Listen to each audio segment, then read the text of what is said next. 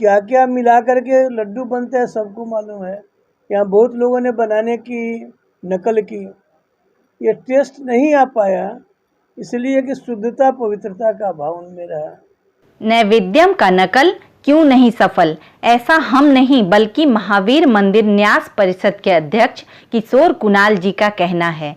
तिरुपति के कारीगरों को पटना बुलाकर नैवेद्यम को स्थापित करने के बाद से ही लगातार पटना के मिठाई दुकानदारों ने नैवेद्यम का हूबहू नकल कर बनाने का प्रयास तो किया, लेकिन असफल रहे।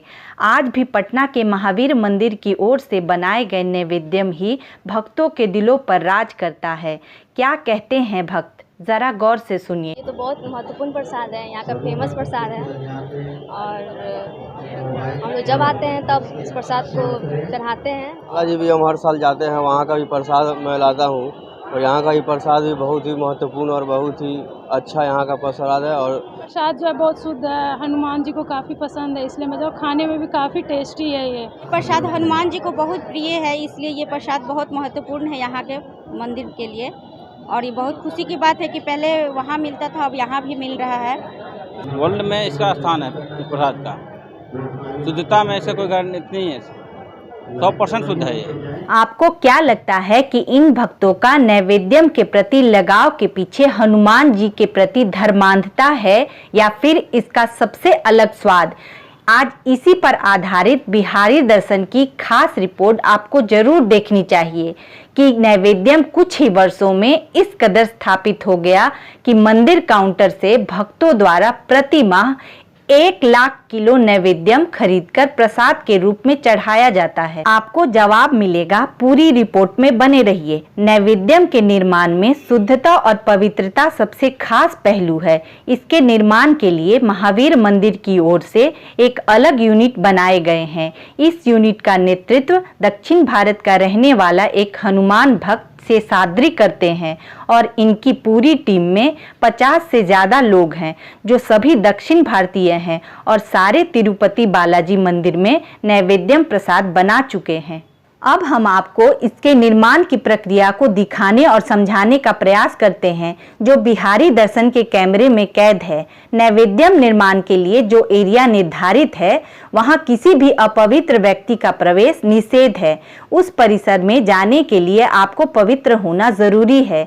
इसलिए नैवेद्यम निर्माण में लगे दक्षिण भारतीय कारीगर ब्रह्म मुहूर्त में जागते हैं और नृत्य क्रिया के बाद पूजा पाठ कर नैवेद्यम के निर्माण में लग जाते हैं।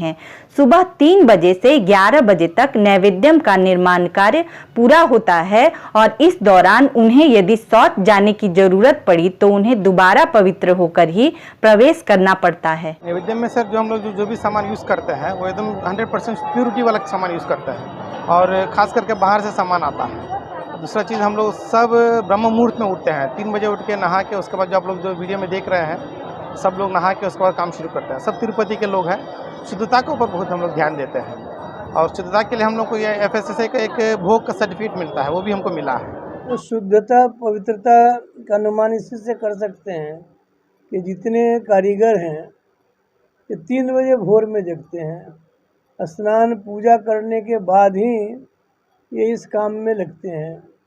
ये सब आए हुए हैं तिरुपति से, तो शुद्धता पवित्रता पर सबसे अधिक ध्यान देते हैं और इसका परिणाम स्वाद में भी और इसकी गुणवत्ता में भी आया है।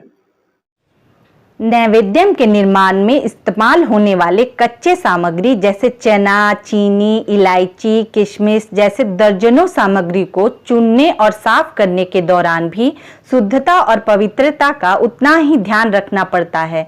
निर्माण से पहले यदि कोई सामग्री कमजोर हो तो उसे तत्काल हटा दिया जाता है।